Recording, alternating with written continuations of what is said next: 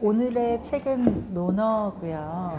매우 고리타분할 수 있는데 그래도 우리가 이 2500년 동안 베스트셀러 1위였는데 성경보다 더 많이 아마 읽혔을 그 논어를 그래도 이 안에 이 말을 이해하거나 공감하거나랑은 관계없이 사실은 이 책 안에 뭐가 쓰여 있는지는 한 번쯤 보는 것도 의미가 있을 것 같아요.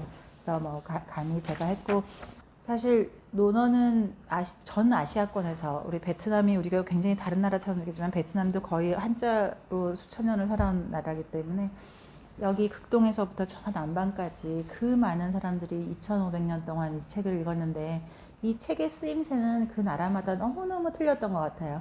우리 옛날에 혹시 기억나세요? 공자가 죽어야 나라가 산다 라고 했던 것처럼 우리는 어찌 보면 그놈의 공자 때문에 우리가 이렇게 쫄딱 망했던 거야 라고 이렇게 굉장히 원망도 많이 하고 그래서 근데 재밌게도 이 똑같은 논어가 정말 그 일본의 정말 그 경영의 신이라고 하는 그 정말 최고의 그 기업가들도 또 이병철 회장님도 정주영 회장님도 생애에 단 한 권의 책을 뽑으라 그러면은 다 주저하지 않고 기다리지 않고 논어가 나를 이렇게 만들었다고 다 짠 것처럼 그렇게 말씀하시는데 어떻게 그 논어가 우리의 조선에서는 그렇게 다르게 됐을까를 해보면 따지고 보면 이 원문에 주력하지 않고 사실 조선의 유교는 성리학이었었거든요. 유교라기보다는 성리학이라서 이 주자가 해석해 놓은 그 해석집을 가지고 세워진 나라거든요. 그러니까 그 해석이 똑같은 한자를 어떻게 해석했냐에 따라서 그 단어가 이 뜻이다 저 뜻이다로 당파가 나뉘고 그러니까 이 뜻이라는 거를 공감해주는 사람은 내 편, 이 단어를 저렇게 해석하는 사람은 남의 편 이렇게 해서 서로 하고 이게 원뜻을 중요시했다기보다는 형식이나 이런 거를 했던 것이 그런 하여간 가슴 아픈 그런 결과를 냈던 거고 재밌게도 우리나라가 굉장히 저도 유교에 전 세계에서 가장 유교를 정통했다고 늘 자부하면서 살았지만 따지고 보면 조선 500년 내내 사실 인구의 3%만이 이 논어 사서삼경을 공부했었거든요. 하지만 정말 지난번에 우리 일본사에서도 봤었지만 일본은 1700년대만 되고 나면 평민들이 자발해서 이 책을 사서 읽은 사람들이 70%가 훨씬 넘는다는 거, 그 시대에. 그래서 그런 거 치면 똑같은 책을 어떻게 해석하고 또 어떻게 내 삶에 적용하냐에 따라서 많이 달라지는 것 같아요. 사실 그래서 굉장히 이 유교의 이 사서삼경이 굉장히 뭐 뜬구름 잡는 정말 현실하고 떨어졌다고 생각했지만 사실 사이사이에 보면 굉장히 현실적인 얘기들이 많은데 그거는 다 이렇게 묻혀져 버리고 이렇게 지엽적인 거에 많이 하다 보니까 그렇게 되지 않았나 했습니다. 그래서 오늘도 제가 뭐 감히 이 논어를 그건 아니고요. 그냥 이렇게 우리가 보면 이거 살면서 엄청 들어봤는데 이거 어디서 들어본 말인지 몰랐어. 이 말이 여기 있었던 거구나. 이제 그런 거 한번 알아가면서 하는 계기가 됐으면 좋겠습니다. 그래서 이걸 한번 읽고 나면 그 다음에는 이제 다양한 해설서나 그런 거를 읽으면 또 훨씬 재미있을 것 같아요. 그래서 그 맨 처음 그 나오는 것처럼 이 배우고 또 익히면 그 반갑지 아니한가 그리고 이 벗이 멀리서 찾아오면 역시 좋지 않은가라고 하는 건데 여기서 그러니까 이 책의 전체를 관통하는 거는 배움인 것 같아요.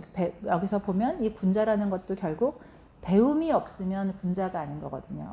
처음부터 끝까지 가장 관통하는 끝까지의 사상에 사람이 배우지 않으면 그 사람이 결코 인이 있거나 용기가 있거나 뭐 어떤 따뜻한 마음을 가졌어도 배우지 않으면 어떤 부작용이 나타나는지에 대해서 계속 얘기하고 있기 때문에 스스로 배우고 스스로 이렇게 개선시키는 것이 굉장히 중요하고 또 이 벗이라고 하는 이 분자가 옛날에는 약간 지금의 벗이라기보다는 약간 동지 같은 거였다고 해요. 동지가 딴 뜻이 아니라 내 뜻을 알아주는 나와 뜻이 같은 그러니까 나이를 불문하고 지위고하를 막론하고 나와 뜻이 같은 사람이 이 유붕이라고 하는데, 그렇게 생각하면 훨씬 더 이 책을 쓰면서 얼마나 큰 생각을 하고 첫 줄을 썼을 텐데, 단순히 뭐 친구가 찾아와서 노는 게 좋다고 이 글을 쓰진 않았을 것 같은 생각이 들었었는데, 그 뜻이 참 와닿았던 것 같거든요. 얼마나 이 공자라는 사람이 70년 동안 그렇게 내 뜻을 알아주는 사람이 없어서 내 뜻을 알아주는 사람을 만나려고 굉장히 갈급한 삶을 살았기 때문에 그랬던 것 같아요. 그래서 결국은 이 책의 첫 번째 줄은 배움에서 시작하고 맨 마지막 줄은 천명을 알아야 된다는 걸로 끝나고 있습니다. 그래서 이 미사여구만 교원 형색 선이신 해서 미사여구만 늘어놓고 외모만 꾸미는 사람은 이렇게 인덕하기가 어렵다라고 하는 그런 말도 우리가 늘 잘 아는 말이고요. 그래서 중요한 말들은 사실 여러 번 다시 반복됩니다. 그래서 여기 특히 1장에 나오는 말들은 뒤에서도 많이 여러 번 반복되는데요. 그리고 그 다음 정말 유명한 말 중에 남이 나를 알아주지 못함을 걱정하지 말고 내가 남을 알아주지 못함을 걱정해야 된다라고 하는 것이 군자의 특징이고요. 네, 다만 여기서 제가 어디서 봤던 것 중에 공감했던 것이 전부 다 군자잖아요. 이게 수신제가 치국편천하고 결국 군자가 되는 길에 대해서 계속 써 있고, 결국 군자가 결국 리더고, 그리고 그걸 하지만 또 조그맣게 말하면 내 몸을 다스리는 것 자체도 나는 내 몸의 리더기 때문에 내 몸을 다스리기 위한 그런 군자가 되기 위한 거고, 또 나라를 다스리기 위한 건데, 이 어떤 사상적으로 이 책이 다 처음부터 끝까지 군자가 되는 길이라서, 이게 어찌 보면 동양의 역사가 이렇게 어떤 정치와 너무 밀접하게 관련돼서 오로지 정치를 잡거나 나고자가 되거나 이런 거였었고, 반면에 서양의 책들은 훨씬 더 개개인의 어떤 기술이나 이런 것들이 있기 때문에 그야말로 하나의 개개인으로, 인디비주얼로 내가 뭐 유리를 만드는 사람이거나 유리 스테인레스를 만들거나 도자기를 만들거나 그림을 그리거나 이런 하나하나의 어떤 그런 게 강조됐다면, 동양의 책들의 단 하나 좀 아쉬운 점은 모두가 전 사람들이 군자가 돼야만 하고, 군자가 아닌 사람은 전부 다 노예이거나 그냥 루저일 뿐이기 때문에 그게 어떤 안타까운 세계관의 차이가 거기서 동양과 서양이 나뉘지 않았을까, 그렇게 하는 거를 본 적이 있습니다. 그리고 그 다음에는 이제 그럼 어떻게 정치를 할 것이냐 해서 여기서 제일 중요한 말은 사무사, 정말 이 생각에 어떤 사사로움이 없다라고 하는 것이 제일 중요하고, 또 덕으로 정치한다는 게 어떤 북극성 같은 거라서 그 자리를 변치 않고 항심이라고 계속 반복되는 말처럼 언제나 그 자리에 있는 것, 그런 것들을 중요시 하고 있습니다. 그리고 여기 우리 정말 많이 하는 15살에 학문의 뜻을 세우고 30살에 자립하고 40살에는 부록이 되고 50살에는 천명을 알고 60살에는 어떤 말을 하든 그대로 이해가 되고 이순이 되고, 또 70에는 종심소욕 불유구라고 해서 내 마음 가는 대로 해도 세상의 법도에 어긋남이 없다라고 하는, 우리가 많이 들어본 말들 다시 제가 이렇게 리마인드 하는 걸로 이렇게 하겠습니다. 그래서 그 다음에는 사람들을 다스릴 때 약간 효와 충이 항상 이 유교에서는 가장 중요한데, 사람들을 잘 봉양하고 또 서로 길러주고 이렇게 해서 공경함을 잘 유지해야 된다라고 하는 거고요. 38페이지에 보면 옹고이지심이라고 해서 역시 여기서도 옛것을 배우고 공부하지 않으면 안 된다라고 하는 거고요. 그래서 늘 새로운 배움에 대해서 말씀하고 있습니다.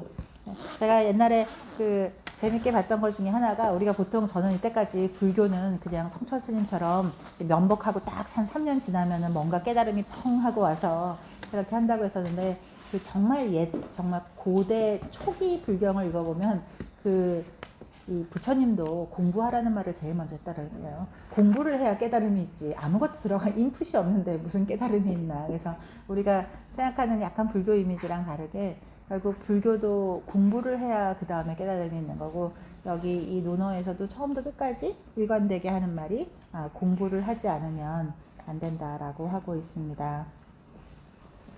그래서 이 39페이지 맨 아래 보면 배우기만 하고 생각하지 않으면 미혹되고 너무 배움만 앞세우고 아니면 생각하기만 하고 배우지 않으면 위태롭다. 이것도 굉장히 유명한 말로 자주 되는 것 같습니다. 그리고 여기서 그 다음 페이지에 보면 아는 것을 안다고 하고 모르는 것을 모른다고 하는 것이 아는 것이다 라고 하는 거고요. 그 다음에 사실 이 책은 그냥 일종의 격언집 같은 거라서 계속 좋은 말들이 나오고 있습니다. 그래서 말할 때는 신중하게 말하고 신중하게 말해야 잘못이 적어지고 신중하게 행해야 후회가 적어진다 라고 하는 거고요. 정직한 사람을 기용해서 부정직한 사람을 다스리면 백성들이 따를 것이다 라고, 그 반대는 백성들이 떠날 것이다 라고 하고 있습니다. 그리고 그 3장에 보면 8일이라고 해서 주로 예에 대해서 하고 있고요. 여기서는 여러 가지가 있지만 사치하지 말고 검소해야 한다는 거, 그리고 여기서 제일 아마 유명한 말은 먼저 이 회사 후소라고 해서 밑그림이 있어야 그림이 그려진다. 그래서 어떤 밑그림 같은 게 우리가 먼저 해야 되는 예가 그 다음 굉장히 중요하기 때문에 모든 것에 밑그림에 예가 있어야 그 다음 좋은 그림이 나온다라고 하는 말이 3장에서 제일 유명한 말인 것 같습니다. 그리고 역시 군주는 신하를 예로 통솔하고 신하는 군주를 충심으로 섬겨야 한다라고 하는 거고요. 그다음에 윗사람이 아랫사람을 대할 때는 너그럽게 하고 예를 반드시 행하고 엄숙하게 해야 된다라고 말하고 있습니다.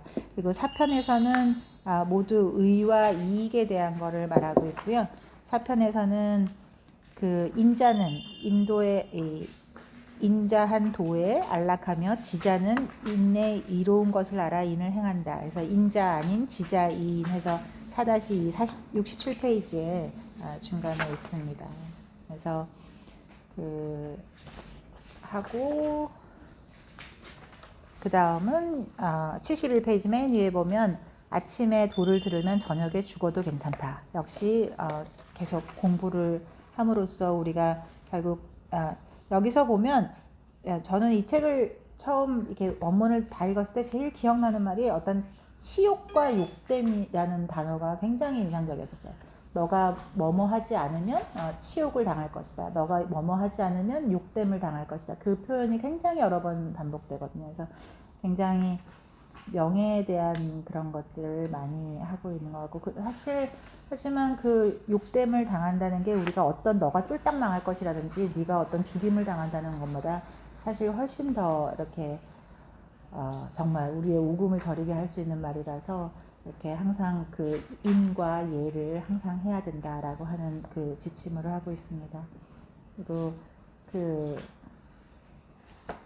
72페이지에 보면 이익을 추구하고 행동하면 원망이 많이 따른다. 그래서 이익을 추구하지 말아야 원망이 적다라고 하는 거고, 표현이 굉장히 순화되어 있지만 사실 현재로 봐도 하나도 2500년 동안 아마 사람 사는 마음이 다 똑같아서 그렇게 이 책이 그렇게 계속 읽힌 것 같습니다. 보면 5장은 제가 혹시 걱정이 돼서 이렇게 하다가 1시간 내에 못 끝낼까봐 일단 쭉쭉쭉 나가고요. 나중에 그 사이에 또 재미있었던 말들은 더 하면 좋을 것 같아요. 그래서 5편에 보면 인덕에 대해서 주로 말하고 있는데요. 어떻게 인자한 덕을 가질까 하는 것에 대해서 계속 얘기하고 있습니다. 여기서는 유명한 말이 그 88페이지에 보면 제열하는 사람이 낮잠을 자고 있으니까 공자가 썩은 나무로는 조각을 할 수 없고 진흙이 떨어진 담장에서는 흙손질을 할 수 없다라고 해서 내가 옛날에는 남의 말 듣고 그 사람을 행실을 이렇게 평가하지 않았었는데 이 제어가 맨날 낮잠 자는 거 보니까 이제는 그 행실만 보게 된다라고 하는 건데, 그래서 분토지장이라는 말이 굉장히 유명한 늘 아주 자주 쓰이는 말입니다. 그래서 그 하나를 보면 열을 안다 이런 그거에 가장 자주 쓰이는 단어인 것 같아요. 그리고 그리고 91페이지에 보면 하나의 도리를 듣고서 스스로 실행하지 못한 때 다른 도리를 듣게 될까 두려워한다. 그래서 뭘 하나를 깨달으면 반드시 그 하나를 실행하지 않으면 안 된다는 거. 생각보다 이 논어가 우리가 이때까지 생각했던 것랑은 좀 다르게 굉장히 그 실천적인 학문인데 그동안은 그게 좀 많이 간과됐던 거죠. 사실 여기서 계속 반복되는 말 중에 하나도 반드시 실행하라. 말을 했으면 실행하라. 실행하라는 말들이 정말로 여러 번 반복되고 있습니다. 그래서 그리고 미니호학 불치하문이라고 해서 이 성실하게 노력하면서 배우기를 좋아하지 않으면 그리고 아랫사람한테 묻기를 부끄럽게 여기지 않는다라고 하는 거를 이 말도 굉장히 많이 쓰이는 말이죠. 미니호학 불치하문에서 불치하문을 더 많이 쓰고요. 이렇게 물어보는 아랫사람한테도 물어보는 거를 부끄러워하지 마라라고 하는 거고요. 그리고 거기 92페이지에 보면 군자의 도가 4가지가 있어서 공손하고 또 공경스러우며 은혜롭고 또 백성에게 다스림에 의롭게. 그래서 여기 중간중간에 보면 뭐 4가지, 뭐 5가지, 뭐 3가지 이런 거 많거든요. 이런 거 옛날에 과거 시험 보기 딱 좋았을 것 같아요. 그래서 하여간 여기서 뭐 자산이라고 하는 게 사실은 관맹이라고 해서 관이 관용과 인자 그리고 맹이 엄격과 정확함을 그게 오히려 자산이라고 이렇게 하고 있습니다. 그리고 95페이지 중심쯤에 보면 3번 생각한 후에야 행하였다. 그래서 라고 말하니까 공자가 이 말을 듣고 2번만 생각해라. 2번이면 충분하다라고 해서 너무 오래 생각하는 거에 대해서도 반대하고 있습니다. 그래서 굉장히 이 실천적인 행동을 많이 강조했던 것 같아요. 그래서 하지만 여기서 보면 참 어리석게 아마 그때도 지금이나 정치라는 게 다 비슷해서 나라의 도가 있을 때와 나라의 도가 없을 때를 굉장히 다르게 구분해서 아주 여러 번 말하고 있는데 나라의 도가 없을 때는 어리석은 척 하거나 뭐 심지어는 미친 척 하거나 뭐 이렇게 많이 하죠. 그래서 진짜 조선의 역사책에도 보면 정말로 그 이상한 광인들이 많잖아요. 제일 유명한 게 왜 서해 유성룡이 숙부가 한 분 계셨는데 광인이에요. 완전 온 집안에 다 미친놈으로 소문난 그런 광인인데 그 광인이 어느 날 유성룡한테 와서 어느 날 너네 집에 하룻밤 묵어 달라는 사람이 오면 그 사람을 자기 집으로 보내라 라고 그 숙부가 그렇게 얘기를 하고 갔어요. 그래서 워낙 완전 미친 숙부기는 하지만 그래도 숙부니까 그 옛날 시대에 그래서 알겠다는데 정말 거짓말처럼 어떤 사람이 찾아와서 하룻밤을 재워달라고 해서 그 말이 생각나서 보냈는데 그 사람이 본래 유성룡을 죽이러 온 자객이었던 거죠. 그래서 그 자객을 죽였다 앉아는 그러니까 그 숙부가 죽였나 그래요. 그러니까 그 숙부가 사실은 굉장히 천재면서 아주 문무에 뛰어난 사람이었는데 평생 미친 척을 하고 산 거죠. 근데 그런 사람들이 조선의 역사에서는 굉장히 많거든요. 그래서 어찌 보면 조선에서는 제정신을 갖고 살기가 쉽지가 참 않았을 것 같아요. 그래서 아예 거기에 휘말리지 않으려면 그냥 아예 정말 그 격을 뛰어넘는 똑똑한 사람들은 그냥 미친 척을 하고 세상을 이렇게 좀 아니게 살았거나 그런 안타까운 게 있었던 것 같은데 여기 책에도 계속 덕이 있는 나라에 살 때와 덕이 없는 나라에 살 때 어떻게 처세해야 되는지가 많이 여러 번 나오고 있습니다. 그리고 6편은 옹야라고 하는 건데요. 여기도 역시 저희가 잘 아는 말들이 많이 있습니다. 그래서 보면 사이사이에 이 제자들이 쭉 사진으로 그림으로 나오는데 이것도 참 신기한 것 같아요. 어떻게 이렇게 그 오래된 근데 그 사람들이 진짜는 아닐 텐데 아마 2000년을 넘게 이렇게 숭상되면서 이렇게 대충 해서 그리지 않았을까. 그래서 다 모셔지고 있기 때문에 그렇고 전반적으로 이 제자들의 나이는 대개 30살에서 40살 정도가 어린 제자들이었던 것 같아요. 역시 사람이 사람 말을 따르려면 한 40살은 차이가 나야 이게 되나 보다 싶기도 하고 대부분이 그렇고 한두 명만이 한 10살 차이가 납니다. 그 중에서도 공자가 더 좋아했던 제자 그리고 덜 걱정했던 그런 제자들도 있고 한데 특히 이 안회라는 사람을 죽을 때까지 가장 그리워하고 좋아했었는데 여기 111장에서 보면 그러니까 이 안회가 얼마나 어진지에 대해서 잘 얘기하고 있고 그래서 되게 유명한 일화 중에 하나가 그 어느 날 이 사람들이 뭐 이렇게 천하를 주유하니까 잘 못 먹기도 했잖아요. 물론 제자 중에 재벌도 있고 조폭도 있어서 대충은 먹고 살았지만 또 그리고 왕들도 대충 먹을 걸 이렇게 뭐 그래도 주니까 먹고는 살았지만 못 먹을 때도 많았는데 그때 이제 어느 날 밥을 이렇게 했는데 어느 날 그 부엌에서 아내가 밥을 이렇게 한 줌을 먹고 있는 거예요. 그러니까 공자가 완전 삐져갖고 저놈이 스승한 어른한테 주지도 않고 밥을 먼저 먹네 하고 오해를 한번 했더니 사실은 그게 부뚜막에 떨어져서 그 흙 묻은 밥을 스승님께 드릴 수가 없어서 그걸 자기 입에다가 이제 움켜 넣은 거예요. 그래서 그만큼 아내는 굉장히 안타깝게도 일찍 죽었지만 마지막까지 뭐 정말 뭐 물에 빠지거나 뭐 그런 모든 역경 속에서도 이 서책 옛날 그 두리마리를 뭐라죠? 하여간 그 책자를 끝까지 사수해서 가장 이 공자를 위했던 죽는 날까지 가장 그리워했던 그 아내라는 제자가 있습니다. 그 아내에 대한 얘기가 많이 나오고요. 그리고 이 114페이지에 보면 바탕이 외관에 앞서게 되면 조야하게 되고 외관이 바탕을 앞서게 되면 외화내빈하게 되니 바탕과 외관이 알맞게 조화되어야 비로소 분자라고 할 수 있다. 그래서 문과 질이라는 외관과 바탕을 해서 이 말도 굉장히 자주 인용되는 말입니다. 그래서 우리가 뭐 이렇게 너무 실속만 차려서도 안 되고 뭐 안만 꽉 찼다고 해서도 안 되고 반드시 박도 좀 이렇게 예의를 갖춰서 차려야 되고 그거를 같이 꼭 제외해야 된다고 하고 있습니다. 그리고 그 다음 페이지에 보면 총명한 자는 총명하지 못하나 학문을 좋아하는 자만 못하고 학문을 좋아하는 자는 학문을 즐거움으로 여기는 자만 못하다.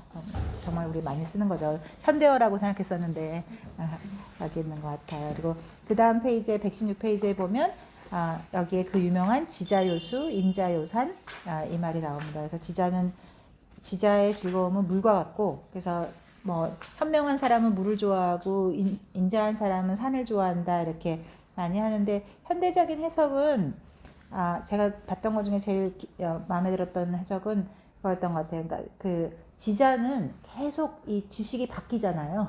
그래서 다이나믹하게 굉장히 플렉시블하게 이 세상에 바뀌는 그야말로 어느 날 지구가 태양을 돈다고 하더라도 태양이 지구를 돈다고 하더라도 그거를 플렉시블하게 생각을 열어놔야 되는 거기 때문에 굉장히 흐르고 한 자리에 머무르지 않는 게 지자요수고 그 다음에 인자요사는 아무리 뭐 거기에 사람이 배신하고 뭔가 의심되고 상황이 절박해지고 그런 모든 게 있어도 굳건하게 한 자리에서 묵직하게 끝까지 밀고 나가는 그게 산과 같다라고 해서 그렇게 하는 것 같습니다. 그래서 그 뒤에 보면 지자동, 인자정 해서 지자는 움직이는 걸 좋아하고 인자는 가만히 있는 걸 좋아한다 이렇게 하고 있습니다. 그리고 그 다음에는 7편으로 가게 되면요. 7편은 역시 많은 말들이 우리가 하게 되는데요. 여기서 유명한 말이 125페이지에 공부라고 하는 것은 묵묵하게 되새기고 염증을 느끼지 않으며 가르치는데 게을리하지 않는 것 이것이 가장 중요하다고 하고 있습니다. 그리고 스스로 깨달아 엄격하게 자신을 수양해서 계속 진취적으로 나아가려고 하는 것 이것만이 가장 중요한 교육이라고 하고 있고요. 그래서 하여간 자행, 행자가 하여간 수도 없이 많이 나오고 있습니다. 실천이 기반이 되지 않으면 아무 소용이 없다라고 하는 것을 하고 있고요. 그리고 기용되면 도를 행하고 기용되지 않으면 은둔하는 거 은둔해서 살아라 이렇게 하고 있고요. 132페이지에 보면 거친 밥을 먹고 물로 끼니를 입고 팔을 굽혀 베개로 자더라도 즐거움이 또한 그 가운데 있으니 의롭지 못하고서 부하고 귀함은 나에게 뜬구름과 같느니라 라고 해서 어찌 보면 우리 조선시대 내내 이렇게 그냥 뭐 맹물 마시고 그냥 밥 못 먹고 이렇게 하면서도 이렇게 거기에 어떤 의미를 부여하고 했던 말의 기원이 여기서 나오는 것 같고요. 정말로 자주 운용되는 말 중에 하나였습니다. 그리고 그 다음 또 유명한 말이 134페이지에 보면 아비생 이지지자라고 해서 나는 태어나면서 만사를 안 것이 아니고 옛것을 좋아하고 성실하게 노력해서 그것을 구한 자이다. 그래서 선생님은 어떻게 이렇게 똑똑하시냐고 하니까 나는 태어나면서 똑똑한 게 아니니까 너네도 이렇게 성실하게 노력해서 배워라. 그렇게 하면 나처럼 될 것이다. 라고 하는 거고요. 그 옆에 이제 세 사람이 길을 가면 그 중에 반드시 나의 스승이 있다. 그래서 삼인행 유아사원이라고 해서 반드시 내 스승이 있다라고 하는 겁니다. 그리고 그 136페이지에 보면 이 공자가 네 가지 내용을 주로 제자들한테 가렸는데 문행 충신이라고 해서 문헌에 대한 거, 덕행, 충실함, 그리고 신이 이 네 가지 주제로 가르쳤다고 합니다. 그리고 쭉 보면 그 다음 또 유명한 말은 144페이지에 보면 군자 탄탄당 소인 장척척해서 군자는 평탄하여 여유가 있고 소인은 늘 걱정을 한다라고 하는 거고요. 그리고 공자는 온화하면서도 엄격하고 위험이 있으면서 사납지 않았으며 장중하면서도 편안한 모습이었다고 저자들이 군자의 어떤 전형으로 공자의 모습을 이렇게 적어놓은 것입니다. 논어는 본래 공자가 쓴 건 아니고 다 제자들이 썼기 때문에 마치 우리 그 소크라테스의 변명을 플라톤이 쓴 것처럼 그렇게 되어 있습니다. 근데 저도 옛날에는 별로 이거 관심 없이 읽었었는데 어느 순간 그렇게 보니까 좀 정말 그런 것 같아요. 그 어떤 서양 사람이 해놓은 그 해석이었었는데 서양 철학과 동양 철학의 차이가 뭔가 그 사람도 굉장히 열심히 연구를 했겠죠. 근데 그 사람이 내린 결론은 뭐였냐면 서양 철학은 소크라테스나 그 뒤에 어떤 서양 철학자를 보더라도 이게 이런 거 아닐까? 라고 이거는 뭐라고 합니까? 그러면 이 주변 사람들이 쭉쭉쭉쭉 뭐 이렇게 자기 얘기를 말하고 반론을 말하고 그게 대화록에 쓰여지고 그게 이제까지 내려오는 모든 그 뭐 아리스토텔레스나 어디든 그렇게 오는 거라면 이 동양의 이 책들은 자왈 그렇게 말씀하셨다라고 해서 정답이 딱 하나인 거예요. 전에 읽을 때는 그런 생각을 못했었는데 그걸 한번 그 말을 기억한 다음에 이 책을 읽으니까 정말 모든 말에 다 자왈하고 딱 이 사람 말에 그 다음 이 공자님은 사실은 계속 내 말이 틀렸을 수 있으니 반론을 제기하라고 말은 하나 아무도 사실은 솔직히는 반론을 잘 제기하지 못하고 또 반론도 중간중간은 제기하지만 워낙 공자님의 이게 높아서 공자님이 다시 한번 평정해주고 나면 말이 끝나버리는 그래서 그 사람이 말했던 거는 어떤 사유의 체계가 동양에 이렇게 일사불란하게 이렇게 하나의 걸로 이렇게 전체적인 사유를 하는 거와 이렇게 서양의 인디비주얼하게 사람들마다 다른 사유를 하는 것이 그런 이렇게 그런 차이가 있는 것 같다라고 했는데 참 기억에 남았었어요. 그리고 그 다음 장으로 넘어가서 보면 이제 149페이지가 있는데 그 사람이 죽을 때는 그 말이 착한 법이다. 이 말 진짜로 많이 쓰이는 말이죠. 그래서 도에는 세 가지가 있어서 표정을 장중하게 하고 얼굴색을 편안하고 평온하게 하고 말을 할 때는 신중하게 해야 된다. 그래서 약간 죽을 때 그 말이 착하다. 새가 죽을 때는 울음소리가 애처롭고 사람이 죽을 때는 그 말이 착하다라고 하는 말은 정말 많이 쓰고 여기서 전전긍긍이라든지 열이박빙 내가 살얼음판을 사는 것 같이 한 명애가 죽을 때 그랬잖아요. 나는 평생을 살얼음판을 사는 것 같이 살았다라고 하는 말이 여기서 나옵니다. 그리고 보면 151페이지에 보면 임중이 도원이라고 해서 선비는 뜻이 크고 굳세지 않으면 안 된다. 왜냐하면 그 길이 책임이 무겁고 길이 멀기 때문이다 라고 해서 선비가 얼마나 굳세여야 하는지 우리가 이때까지 생각하는 선비는 굉장히 그냥 붓이나 들고 이렇게 그냥 이렇게 비실비실한 거지만 사실은 선비는 굉장히 굳건한 그런 거를 본래 말하는 거였었고요. 152페이지에 보면 백성들을 교화하고 이끌 수는 있지만 그들에게 강요해서는 안 된다 라고 말하고 있습니다. 그리고 또 그다음 109편으로 가면요. 여기서는 공자의 도덕교육 사상에 대해서 주로 얘기하고 있는데 여기서 또 역시 유명한 말은 공자는 네 가지 마음이 전혀 없었다고 해서 무의, 무필, 무고, 무화라고 해서 주관적인 의심이 없고 반드시 이루어야 되겠다는 마음이 없고 자기 고집만 주장하는 것이 없고 사사로움이 없었다. 그래서 이 네 가지를 우리가 삼가해야 된다는 것에 대해서 다시 강조하고 있고요. 그리고 쭉 넘어가면 173페이지에 보면 그 위에 나는 이제껏 덕을 좋아하기를 여색을 좋아하는 것처럼 하는 사람을 보지 못했다. 진짜 유명한 말이죠. 덕을 보기를 여자 보듯이 하면은 모든 사람들이 성인군자가 될 거다라고 하는데, 그래서 하지만 이 저자는 조금 다른 해석으로 약간 그 덕을 내적인 덕, 그리고 이 호색을 그 외적인 용모라고 해서 그 내실을 기하는 것이 외모에 치중하는 것보다 더 중요하다라고 하는 말을 하는 것 같다라고 해석했습니다. 워낙에 이 한자는 상징적인 단어라서 해석이 다양하기 때문에 어떤 해석에 얽매인다는 자체가 참 어불성설인 것 같은데 왜 그 옛날엔 그렇게 그거 가지고 죽도록 싸웠을까요?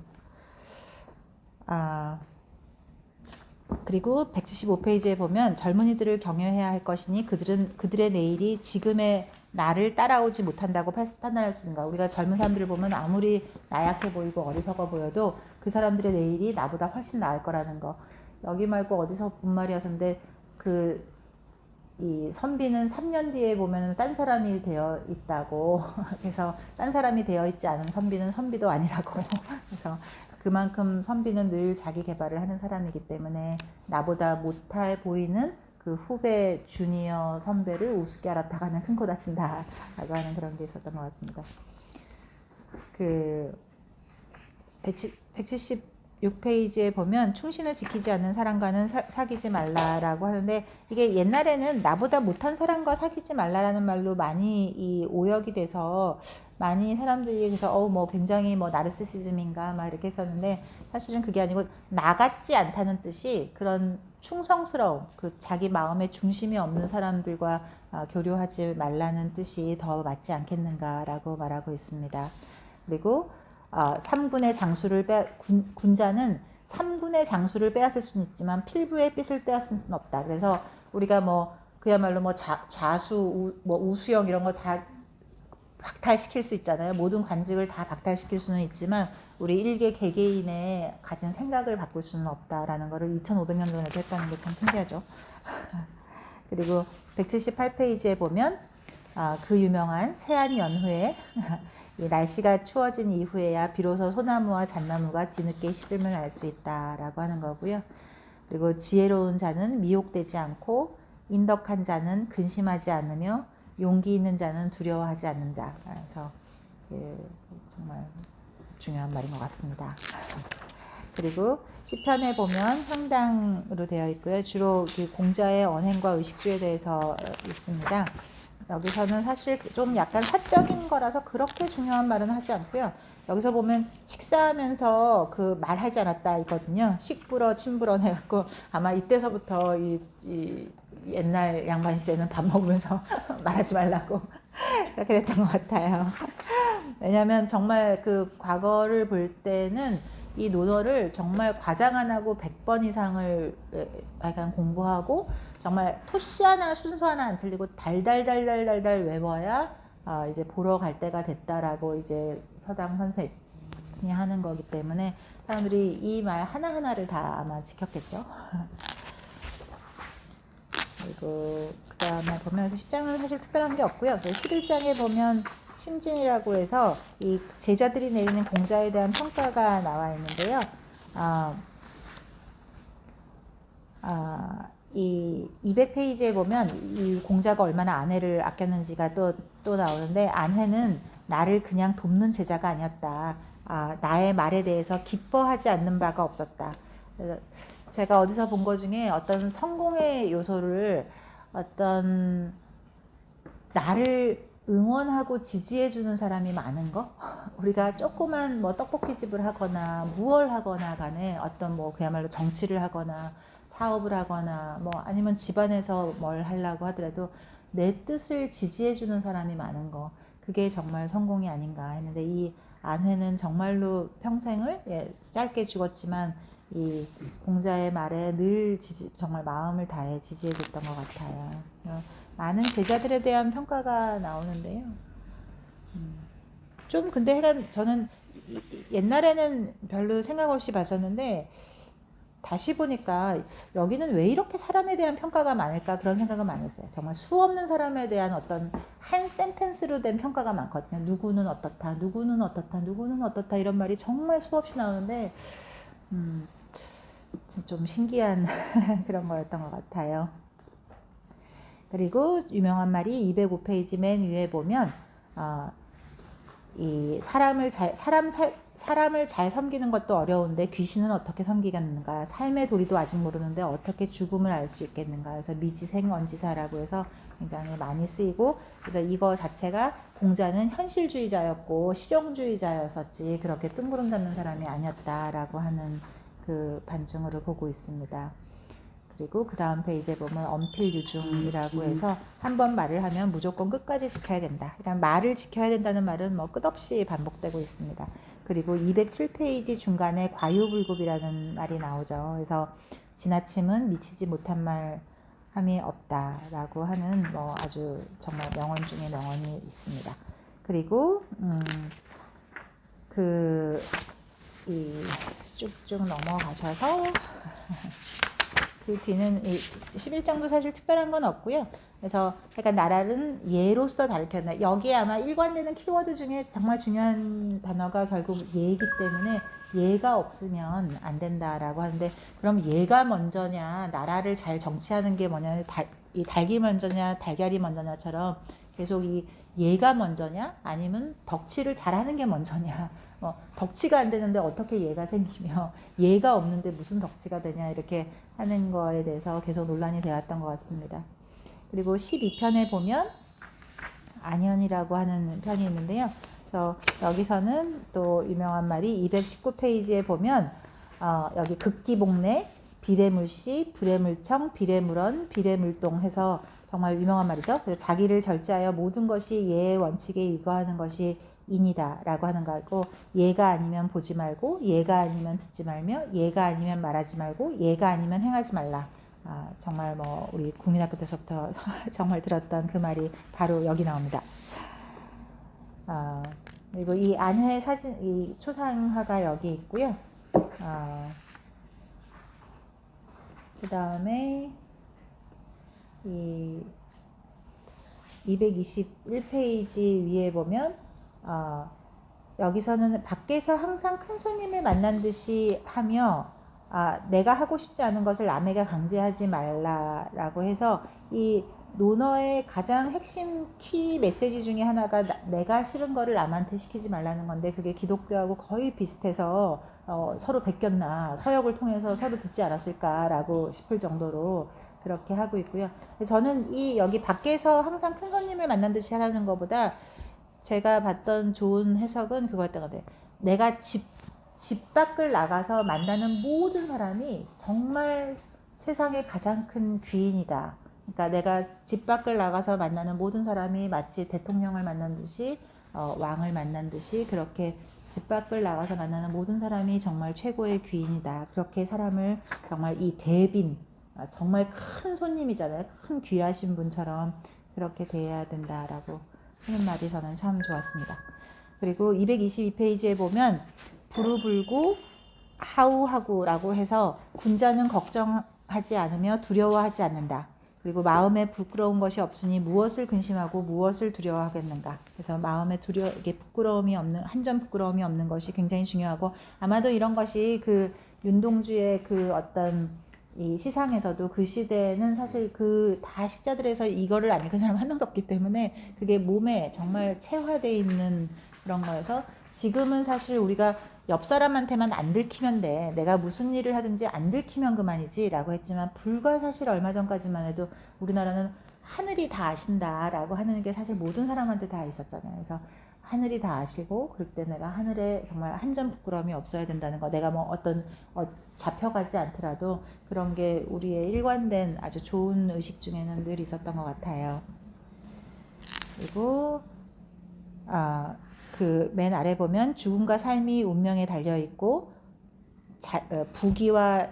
부기도 역시 하늘에 달려 있기 때문에 공손하고 예가 있으면 사해의 모든 사람이, 세상의 모든 사람들이 나에게 형제가 될 것이다 라고 해서, 결국 그 하늘의 운명은 내가 바꿀 수 없지만 내가 공손하고 예를 다하여 살면 결국 모든 것을 이루어낼 수 있다고 말하고 있습니다. 그리고 12편에 보면 그 양식이 풍족하고 병이 병사가 풍족하면 백성들이 안심을 해야 된다. 근데 여기서 이 세 가지가 나라에서 굉장히 중요한데 이 세 가지 중에 무엇부터 버려야 되겠습니까? 정말 유명한 수수께끼인데 그러면 제일 먼저 병사를 버려야 된다. 근데 부득이하게 그럼 그거 말고도 또 하나를 버려야 된다면 뭘 버려야 되냐? 그렇게 하면 양식을 버려야 한다. 왜냐하면 신의가 없어지면 권력은 없어지기 때문에 신의만 있으면 다시 양식도 만들 수 있고 병사도 만들 수 있고 저기 뒤에도 보면 이 인덕이 있는 사람이 7년을 다스리면 병사를 일으킬 수 있다라고 하는 것처럼 이 사람도 결코 그렇게 나약한 평화주의자가 아니고 전쟁을 안 하는 거는 훨씬 더 이 자기를 포기하는 거라는 아주 강력한 메시지를 군자도 책에서 쓰고 있습니다. 그래서 하여간 이 민심을 얻는 것이 가장 중요하다라고 하는 그 유명한 그 퀴즈가 여기 있습니다. 그리고 쭉쭉 가셔서 231페이지 맨 아래 보면 군자 성인지미라고 해서 이 군자는 다른 사람의 좋은 일을 완성해주고 다른 사람의 나쁜 점을 조장하지 않는다. 근데 소인은 그 반대다라고 해서 약간 다른 사람에게 좋은 일이 일어나게 해주는 거, 그게 군자라고 하는 거고요. 전에는 이 군자가 꼭 이렇게 어떤 정치를 하는 탑, 뭐 어떤 그런 탑이니까 모든 사람들이 공부를 하는 이유가 이 벼슬을 하는 거고 벼슬을 하는 최고의 이유가 탑에 오르는 거잖아요. 그러니까 이 사회가 굉장히 경직될 수밖에 없는 상황인데 사실은 이 군자라는 의미는 꼭 이렇게 정치적인 컨트롤러라고 보는 것보다 이 논어에 맨 처음 나오는 정말 수신, 내 몸 하나가 우주니까 내 몸을 잘 컨트롤한다는 거가 다 이렇게 되는 거고 사실 우리가 뭐 인문학 할 때 그 인문에서 문을 보통 우리가 그럴 문자를 쓰지만 여기서도 보면 아까 왜 문과 질 할 때 바탕과 외모 할 때 그 문을 쓰거든요. 그 외부의 외모를 문이라는 한자를 쓰고 그 다음에 내 바탕 속마음을 질이라는 한자를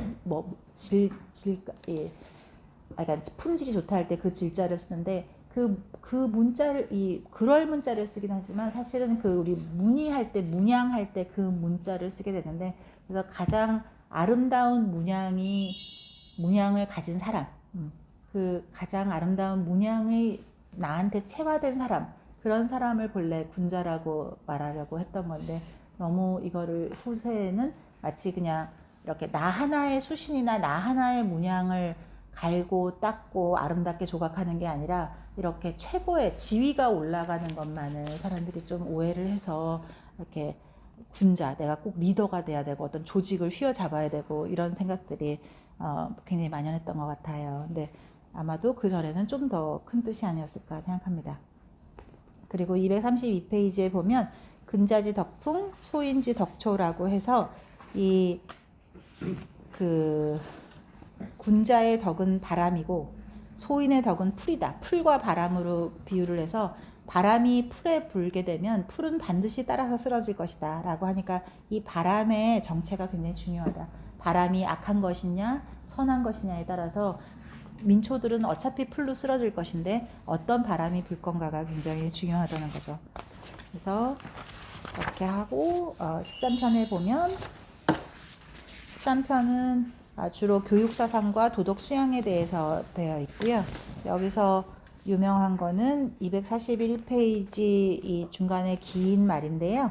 그래서 명부정, 즉억불순, 엄불순하고 쭉 긴 말이 다 유명합니다. 그래서 여기서는 이 스승님은 앞으로 뭘 가장 먼저 하겠냐고 하니까 이 정명이라고 하거든요. 이름을 가장 먼저 세우겠다. 근데 그럼 이름을 바로 세우는 게 왜 중요하냐? 그러면 이름을 바르게 세우지 못하면 말이 순조롭지가 않고 말이 순조롭지 않으면 일이 이루어지지 않는다. 일이 이루어지지 않으면 예약이 일어나지 않고 예약이 일어나지 않으면 형벌에 들어맞지 않다. 그러면 형벌이 들어맞지 않으면 백성들이 손발을 들 곳이 없어진다. 그래서 나라를 가리키는 거에 가장 중요한 걸로 하고 있고요. 그러므로 군자는 자기 이름을 정확히 정하고 그래서 정확하게 말하고 말한 거는 반드시 실행하고 그 한 말에 대해서 절대로 대충하는 법이 없어야 이 위의 모든 부작용들이 막아질 수 있다라고 하는 그 말입니다. 그래서 이 나라를 다스릴 때 어떤 조직을 다스릴 때 가장 중요한 걸로 하고 있고요. 그리고 여기서 제일 하여간 중요한 게 의, 신의 이 세 가지가 가장 중요하다고 하고 있습니다. 그리고 245페이지 아래쪽에 보면 이제 뭐 위나라로 가면 거기는 인구도 많은데 거기서 뭘 우리가 더 할 수 있을까요? 라고 하니까 공자가 그들을 부유하게 해줘야 된다. 그럼 부유하게 만들어준 다음에는 뭘 해야 되나요? 그러니까 그들을 가르쳐야 된다. 라고 하고 있어서 교육이 모든 거의 시작이자 어떤 이 선순환의 이 가장 정점에 있다는 거를 해야 되고요. 우리가 보통 옛날에 이 유교나 이런 걸 보면서 아까도 말했듯이 무슨 물 한 사발 마시고 풀 뜯어 먹으면서 그게 아름답다고 생각하지만 이 공자도 분명히 부유하게 만드는 게 굉장히 중요하다는 거를 말하고 있거든요. 맹자도 마찬가지예요. 근데 거기서 그걸 좀 이렇게 거꾸로 잘못 어찌 보면 97%나 되는 엄청난 극빈층에 사는 사람들을 순화하기 위해서 그랬을지 모르지만 이 공자가 진짜 말했던 거는 이 사람을 부유하게 만드는 게 얼마나 중요한지에 대해서 몇 번을 얘기하고 있거든요. 그래서 이렇게 어디에 방점을 찍느냐가 진짜 더 중요한 것 같습니다. 그리고 249페이지에 보면 근자열 원자래 해서 가까이 있는 자를 기뻐하면 먼 곳에 있는 자를 오게 한다. 그래서 가까이 있는 사람도 기쁘게 하지 못하는데 어떻게 먼 곳의 사람들을 나에게 올 수 있게 하겠는가 하는 유명한 명언이 여기서 나왔습니다. 그리고 그 다음 페이지에 보면 무역속 무견솔이라고 해서 빨리 하려 하지 말고 조그만 이익을 구하지 말아야 한다 라고 하고 있고요. 뭐든지 서두르지 마라. 서두르면 모든 것이 망친다라고. 정말 서두르면 곧 스스로의 죽음을 자초하는 거여서 서두르지 말고 조그만 이익에 연연하지 말아라 라고 하고 있습니다. 그리고 252페이지에 드디어 선비가 뭔가에 대해서 정의가 나오는데요. 선비는 어떻게 하면 선비라 말할 수 있습니까? 그러면 몸가짐에 부끄러움이 없고 사방의 사신으로 가서도 군주의 명을 욕되게 하지 않으면 선비라 말할 만하다. 그래서 말이 미덥고 행동의 결과가 있으면 마치 돌처럼 단단한 소인이라도 선비가 될 수 있다라고 하고 있습니다. 그리고 중용의 도를 실행하는 사람과 교류하는 것이 굉장히 중요한데 그게 안 되면 광자나 견자와 교류를 가게 된다는 거고 광자는 너무 지나치게 과격한 사람, 또 견자는 너무 신중해서 아무것도 못하는 사람. 그래서 항상 중용이 중요하다라고 말하고 있습니다. 그리고 254페이지 정말 가장 유명한 말인데요. 화의부동. 군자는 도대체 어떤 사람인가라고 할 때 단 한마디로 말한다면 화의부동. 이 화합은 하지만 부안해동하지 않는, 이렇게 동일해지지 않고, 그럼 반면에 소인은 뭐냐? 동의불화. 모두와 똑같이 동화되지만 사실은 화합하지는 않는, 죽어라 하고 싸우는데 하나로 똘똘 뭉쳐가지고 도대체 생각이 바뀌지 않는 사람들을 소인이라고 말하고, 군자는 모든 생각을 다 내가 흡수하지만 내가 절대로 그들과 섞이지는 않는, 정말로 깨어있는 개개인의 인디비주얼이 되는 거를 진짜 군자라고 말하고 있는 거죠. 그래서 하여간 이렇게 되기 위해서 제일 중요한 게 항심. 언제나 그 맨 위에 보면 항심이라는 건데요. 이 항심이 정말로 중요해서 사람이 언제나 일관된 마음을 갖는 것이 정말 중요하고, 이 일관된 마음을 가지지 못하면 자기의 덕을 오랫동안 보존할 수도 없고 결국 치욕을 피하기 어렵다. 그리고 항심을 갖지 못한 사람은 점을 볼 필요조차도 없다. 정말 필멸한다는 거죠. 그러니까 반드시 필패하니까 반드시 사람이 항상 똑같은 마음을 갖는 것이 정말 중요하다라고 하고 있습니다. 그리고 가장 좋은 사람은 고울 사람, 모두가 좋아하는 사람은 좋은 사람입니까? 모두가 미워하는 사람은 나쁜 사람입니까? 라고 물어봤을 때 공자가 둘 다 아니다. 가장 좋은 사람은 좋은 사람들이 그를 좋아하는 사람이고 나쁜 사람들이 그를 싫어하는 사람이 진짜 좋은 사람이다 라고 말하고 있습니다. 그리고 256페이지에 보면 군자가 또 어떠해야 하는가 해서 군자는 태어나지만 교만하지 않고, 그리고 소인은 교만하지만 태어나지 못하다. 그래서 이 태어나지만 교만하지 않다는 말이 정말 한데, 제가 그 인상 깊었던 말 중에 왜 경주 최부자의 6헌인가 있거든요. 거기에 보면 항상 그 실패했을 때 태어나라고 하는 그 말이 정말로 그 6가지 교훈 중에서 가장 인상 깊었었는데, 여기서 이 태어나라는 말이 정말 중요한 것 같습니다. 그리고 여기 257페이지 맨 아래 보면 여기서도 선인이 좋은 의도를 가진 사람이 7년 동안 백성을 가리키면 전쟁에 나가게 할 수 있다. 그래서 결코 군사를 등한시했던 게 아니고 그 다음 페이지에 보면 백성들에게 전쟁을 가리키지 않는 것은 그들을 포기하는 것과 마찬가지다. 그래서 어떤 자기의 안보나 자기 스스로를 지키는 힘에 대해서 하고 있으면 마냥 어떤 이상적인 평화주의자가 아니었던 거죠. 그래서 그리고 그 다음에는 어떤 14장의 헌문이라고 되는데 여기서는 주로 이제 그 군자가 가져야 되는 품덕에 대해서 얘기하고 있는데 여기 첫 줄에 나오는 것이 나라에 도가 없는데 녹을 받는 것은 수치스러운 일이다 라고 해서 도가 있는 곳에서는 나아가고 도가 없을 때는 뒤로 빠져 있어라 라고 하는 거를 여러 번 반복하고 있습니다. 그리고 264페이지에 보면 덕이 있는 자는 반드시 자기 견해가 있고 인자한 자는 반드시 용기가 있다.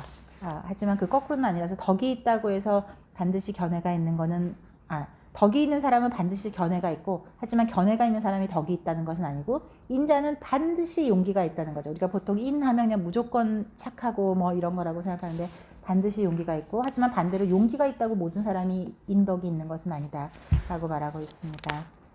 그리고 이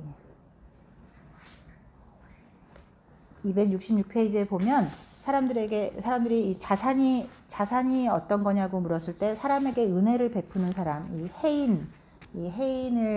해인이라는 단어가 여기서 유래돼서 이렇게 그 이름이 맞나 봐요. 그리고 그다음에 그 옆에 이제 보면 가난하면서 원망이 없기는 어렵지만 부자이면서 교만이 없기는 쉽다. 그리고 그 다음 정말 유명한 말이 268페이지 중간에 나오는 견리사의 견리수명인데 이익을 보면 의를 생각하고 위태로운 일을 보면 목숨을 바치라 라고 하는 거고 평생의 결심을 절대로 잊지 마라 하면 완전한 사람이 될 것이다 라고 하고 이 말은 몇 번 반복되고 있습니다. 그리고 270페이지에 보면 말해야 할 때 말을 하고 즐거울 때 비로소 웃고 이익이 예에 부합해야 비로소 취하면 사람들이 그가 이익을 취함을 싫어하지 않을 것이다. 저는 진짜 이 말 처음 들었을 때 이 말은 그렇게 유명한 말인지 저는 몰랐었는데 이 말을 하여간 봤을 때 참 굉장히 이렇게 머리를 때리는 말이었어요. 우리가 보통은 뭐 교양상, 분위기상 뭐 아니면 뭐 이런 걸로 참 말을 하는데 그렇게 안 하고 말을 해야 될 때만 말을 하기 때문에 그 사람이 말하는 걸 사람들이 싫어하지 않고 즐거울 때에만 비로소 웃기 때문에 그 사람의 웃음을 가식적이라고 생각하지 않고 이익이 예에 부합될 때만 취하기 때문에 그 사람이 이익이 취하는 것을 남들이 배아파하거나 부당하다고 생각하지 않는다는 말입니다. 그리고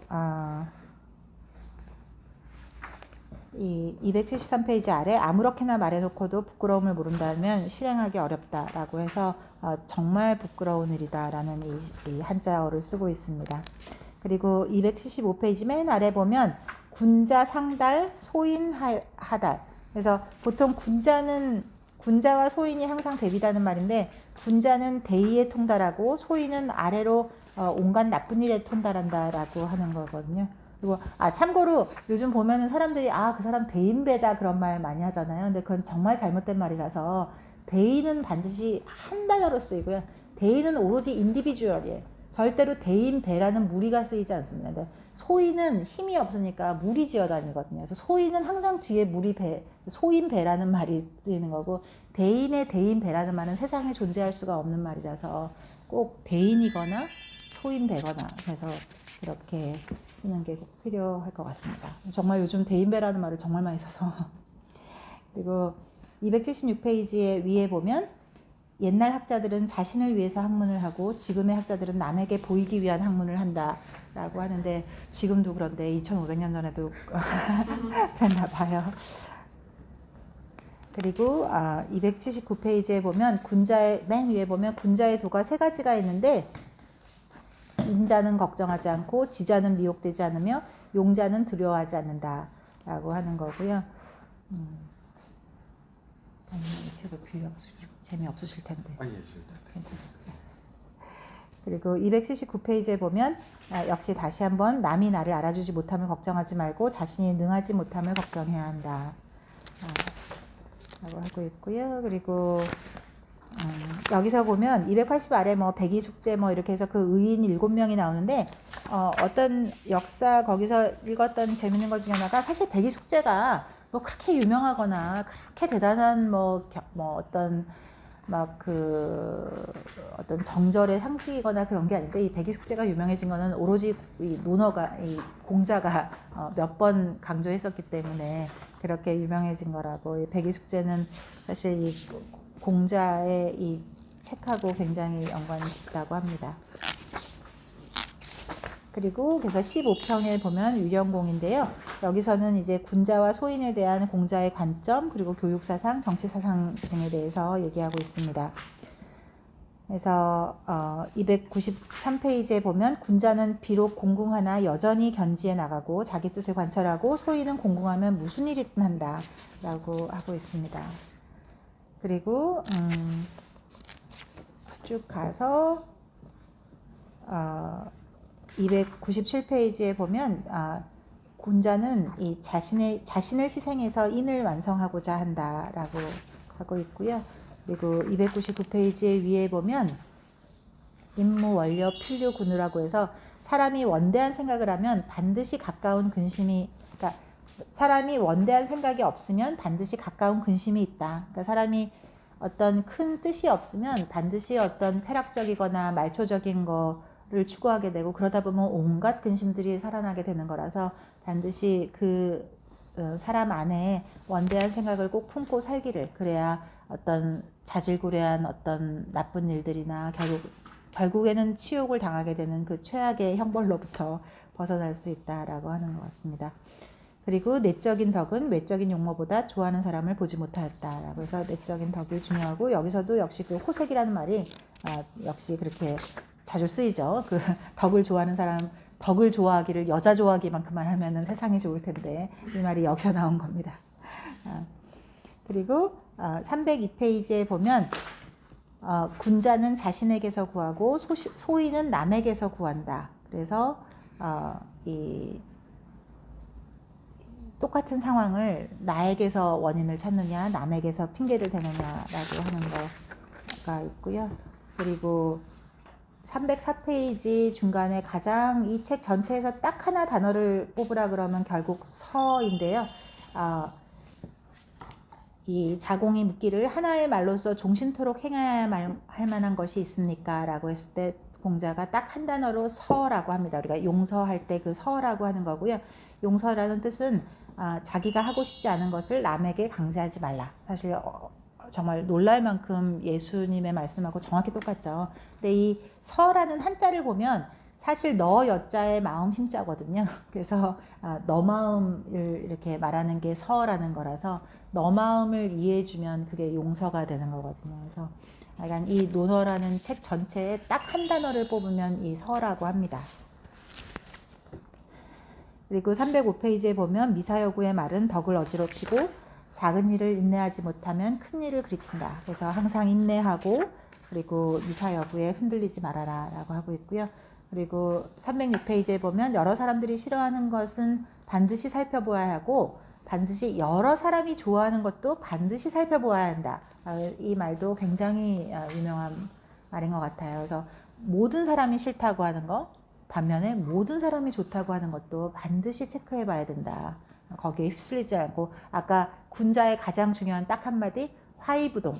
남이 뭐라고 하던 나는 그거를 흡수는 하지만 절대로 거기에 동화되지는 않는 거라서 이렇게. 그리고 306페이지 맨 아래 보면 과의불개, 허물이 있어도 고치지 않으면 그야말로 가장 큰 허물이다. 그래서 과의불개, 허물이 있으면 고치려 해야 그것이 비로소 군자다라고 하는 거고요. 307페이지에 보면 약간 도를 걱정하고 가난함을 걱정하지 않는다라고 하는 거가 좋은 말이긴 한데, 그거를 좀 너무 극단적으로 하면 또 그런 극단적인 이렇게 그 어떤 가치관을 갖게 될 수 있을 것 같아요. 그리고 308페이지, 309페이지에 보면 아무튼 불량어사라고 해서 다른 사람에게 책임을 넘겨서는 안 된다라고 하는 거고, 군자는 큰 것을 받을 수 있지만 소인은 큰 것을 받을 수는 없고 작은 일로 그를 알아볼 수가 있다라고 하는 거고요. 그다음에 310페이지에 보면 유교 무류라고 해서 어떤 사람이든 모두 고육을 받을 수 있다라고 해서, 사실은 이 조선시대의 성리학은 굉장히 계급사회적인 그런 걸로 됐었지만, 사실은 이 공자시대에는 에브리바디가 교육을 받을 수 있다는 굉장히 이 평등사상이 되어 있었던 건데, 적어도 교육에 대해서만은 반드시 교육은 모든 사람이 평등하게 받아야 된다는 말을 공자는 강조를 했는데, 그게 지켜지는 시대도 있었고 또 안 지켜지는 시대도 있었던 것 같아요. 그 옆 페이지에 보면 도부동라고 해서 도가 같지 않으면 서로 도모하지 말아야 된다. 그래서 약간 도에 맞다고 생각할 때만 하는 거지, 그냥 이렇게 막 어울려서 도에 맞지 않은 일을 하지 말아라 라고 말하고 있습니다. 그리고 16편에 보면 여기서 317페이지에 보면 이렇게 중요한 말이 있는데, 여기서 이제 제후들이 이런 어찌 보면 책사들이잖아요. 이 공자나 공자의 제자들은 이제 책사라서 어디서 이제 어느 나라에서 헤드헌팅 되기를 바라는 사람들이거든요. 열심히 자기를 연마하고 연구를 많이 해서 비싼 값에 컨설턴트로 이제 스카우트 되기를 바라는 사람들이잖아요. 근데 이럴 때 제후들이 어떻게 하면 그 나라를 더 잘 살게 하겠나 이렇게 묻겠죠. 근데 이 사람이 이 공자님이 말씀하시는 거는 이 재부의 부족을 걱정하지 않고 재분배의 불균형을 걱정하며 빈궁을 걱정하지 않고 오히려 불안정만을 걱정한다고 들었다. 균형이 이루어지면 이른바 빈궁이 없으며 모두가 화목하면 재부가 부족하다고 느낄 리 없고 안정되면 전복될 위험이 없다. 이 말을 사실은 불과 얼마 전까지만 해도 저도 뭐든지 분배의 균형에 대해서만 얘기했는데, 이 말의 바로 첫 문장을 보면 이 재부의 부족을 걱정하지 않아야 된다는, 먼저 나라를 부유하게 만들어야 된다는 말이 분명히 써 있거든요.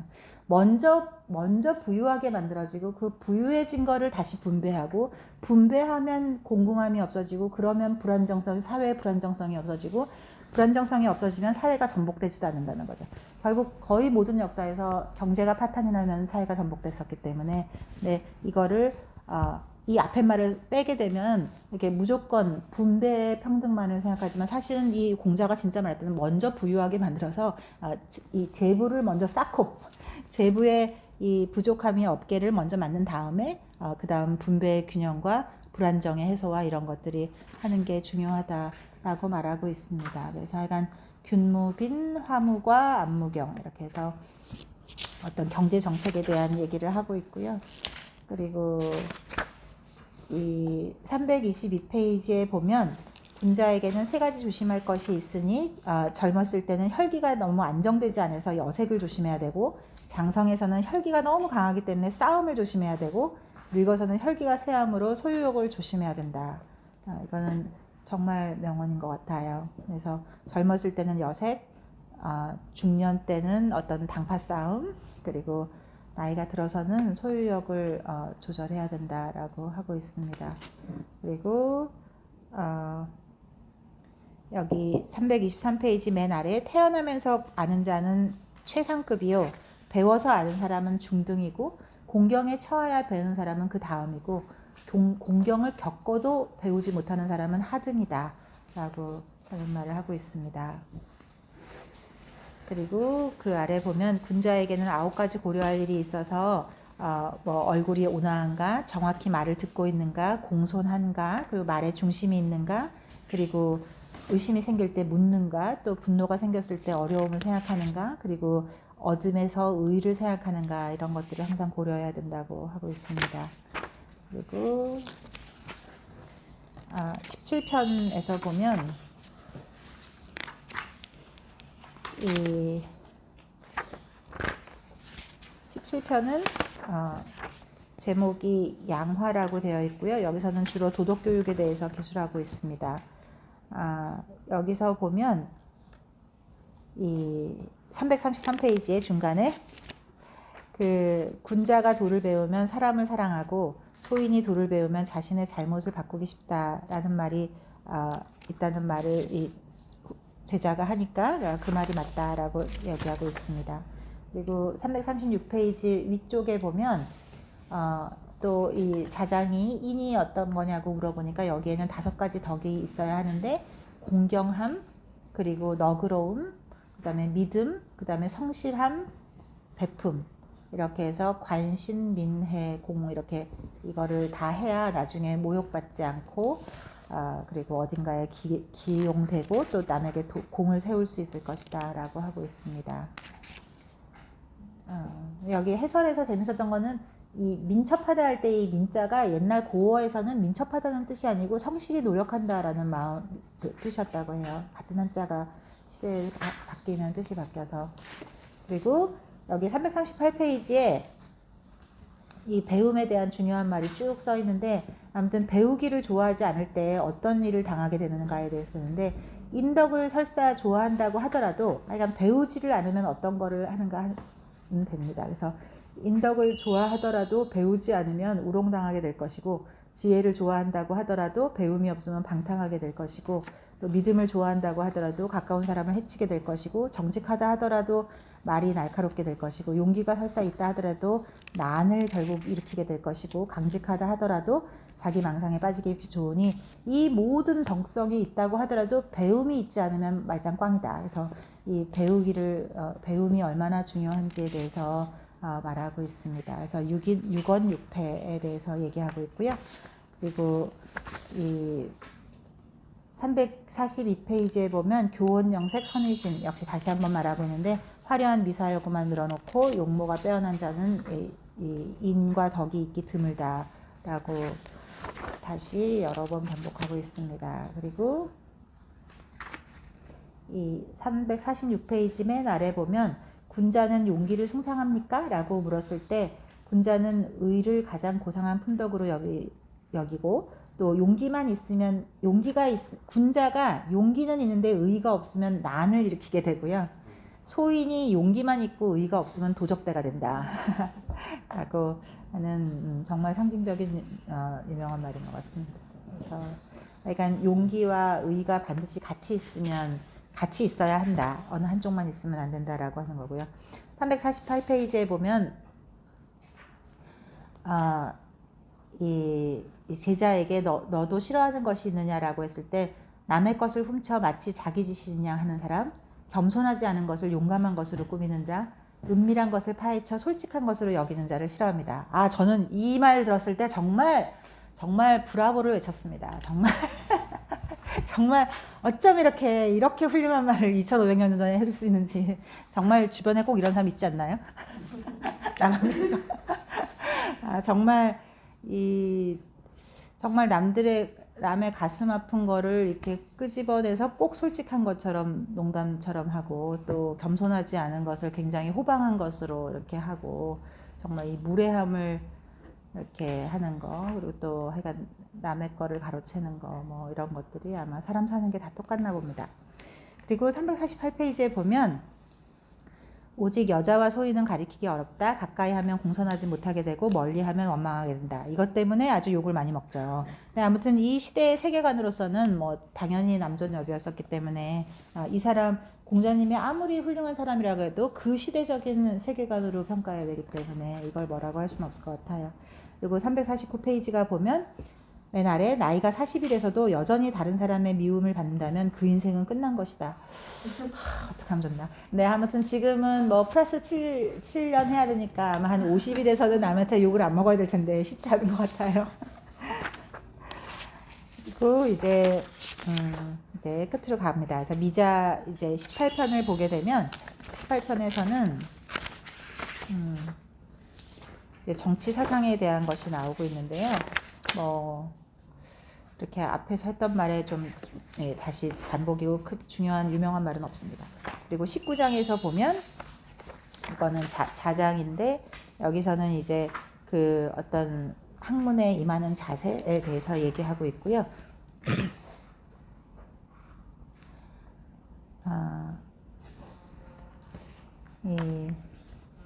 여기서 맨 위에 365페이지 맨 위에 보면 역시 다시 한번 나와서, 선비는 위험을 보면 목숨을 바치고 이득을 보면 의를 생각하며 제사에는 공경함을 생각한다라고 하는 거. 우리 이 안중근 의사가 쓰신 말도 이 말이시죠.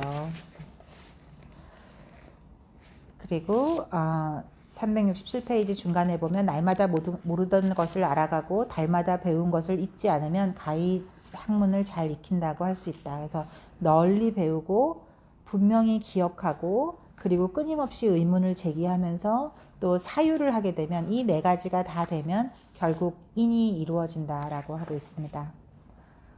그리고 이 368페이지 맨 아래 보면 군자에게는 세 가지 변화가 있어서 가까이서 보면 엄숙하고 온화한데 그 말을 들어보면 굉장히 엄격하면서도 또 구애됨이 없다. 굉장히 상반된 말들이 엄숙하면서 온화하고 엄격한데 구애됨이 없고 이것이 군자라고 합니다.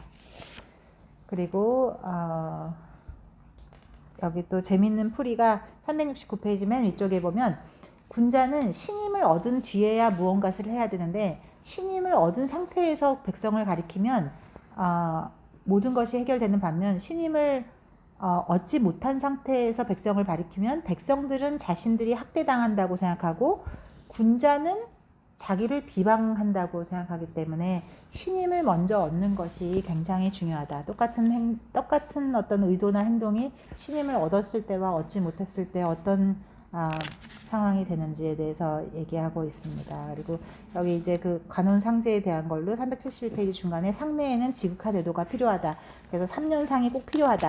3년상 그래도 그 제자가 3년상 너무 길다. 뭐 나라 그 정사도 다 막 중간에 끊기고 1년이면 된다고 생각한다. 그러니까 이 천하의 나쁜 놈 이렇게 하면서 너가 이 세상에 발을 디디는데 3년이 걸려서 부모가 너의 첫 3년을 해줬으니 너도 부모의 3년을 하는 것이 너무 당연하다라고 어떤 유교의 기본 원칙을 하고 있고요. 그래서 우리 조선시대에는 3년도 모자라서 3년을 더한 사람들도 있죠. 6년씩 일부러 하시는 분들도 있고요. 그래서 이 382페이지에 보면 아무튼 여기 이 유교에서 제일 중요했던 네 가지는 백성, 양식, 상례, 제사. 그래서 하여튼 백성을 잘 살피는 거 그리고 양식과 제사하는 상례, 그러니까 우리 장례 치르는 거 그리고 제사하는 거 이 네 가지를 굉장히 힘써야 된다라고 하고 있습니다. 그리고 385페이지에 5가지 미덕에 대해서 있는데 군자는 하여간 스스로 낭비하지 않고 그들의 원망을 받지 않으면서 이익을 탐하지 않고 교만하지 않고 사납지 않은 것 이 5가지의 미덕이 중요하다고 합니다. 이제 드디어 대단원의 막으로 맨 마지막 장에 있는 말은 천명을 알지 못하면 군자가 될 수 없고 예를 알지 못하면 입신할 수 없고 말을 판별하지 못하면 그 사람을 진정으로 알 수 없다라고 해서 결국 군자가 되려면 천명을 아는 것이 가장 중요하다라고 끝맺음을 하고 있습니다. 그래서 맨 마지막 후렴에서는 이 논어가 우리 동양에서 얼마나 중요한 이 역할을 해왔었는지에 대해서 하고 있고요. 여기 395페이지 중간에 보면 시경에서 군자를 표현할 때 이 고산앙지 경향행지라고 해서 높은 산처럼 사람들로 하여금 우러러보게 하고 큰 길처럼 사람들로 하여금 따라가게 한다라는 것을 군자의 어떤 뜻으로 보고 있습니다. 그래서 거기서 제일 중요한 어떤 지향점으로는 예치, 덕치, 인치 이 세 가지가 어떤 유교적 사회관에서 굉장히 중요하다고 말하고 있습니다. 이상입니다. 네.